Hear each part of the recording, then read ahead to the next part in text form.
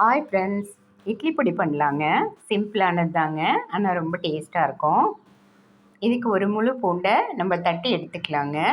கொஞ்சமாக நல்லெண்ணெய் விட்டு நல்லா ட்ரை ஆகிற வரைக்கும் வறுத்துக்கலாங்க. ஓரளவுக்கு ட்ரை ஆயிடுச்சுங்க. இப்போ எடுத்து வச்சுட்டு இப்போ கடலைப்பருப்பு 50 கிராம் சேர்த்திக்கலாங்க. இது லேசாக கலர் மாதிரி வாசம் வர வரைக்கும் வறுத்துக்கலாங்க. உளுத்தம்பருப்பு 100 கிராம் சேர்த்திக்கலாங்க.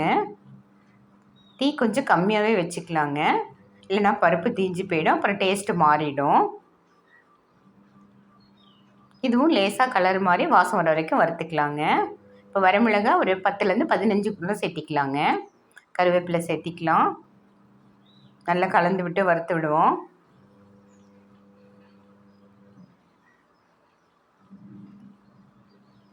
எள்ளு சேர்த்திக்கலாங்க, 1 டேபிள் ஸ்பூன் அளவுக்கு.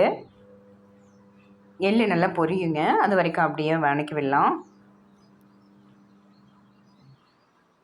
கலந்து விட்டுட்டே இருக்கணுங்க, இல்லைன்னா தீ அடி பிடிச்சிக்கும். பெருங்காயம் சேர்த்திக்கலாங்க. பெருங்காயம் சேர்த்து நல்லா கலந்து விட்டுட்டே இருப்போம். கல்லுப்பு சேர்த்திக்கலாங்க. கல்லுப்பு வறுபட்டுச்சுன்னா பொடி வந்து கெடாமல் இருக்குங்க ரொம்ப நாளைக்கு. இப்போ வறுத்த பூண்டையும் சேர்த்திக்கலாங்க. கலந்து விட்டு கொஞ்சம் ஆறட்டுங்க. ஆறணுன்னா நம்ம மிக்சியில் சேர்த்தி நம்ம அரைக்கலாங்க. மிக்சியில் சேர்த்திட்டேங்க. கொஞ்சம் நம்ம ரொம்ப நைஸாக அரைக்கக்கூடாதுங்க, கொஞ்சம் பொறு பொறுன்னு அரைச்சா நல்லாயிருக்கும் சாப்பிட. நீங்களும் செஞ்சு பார்த்துட்டு எப்படி இருக்குன்னு சொல்லுங்கள்.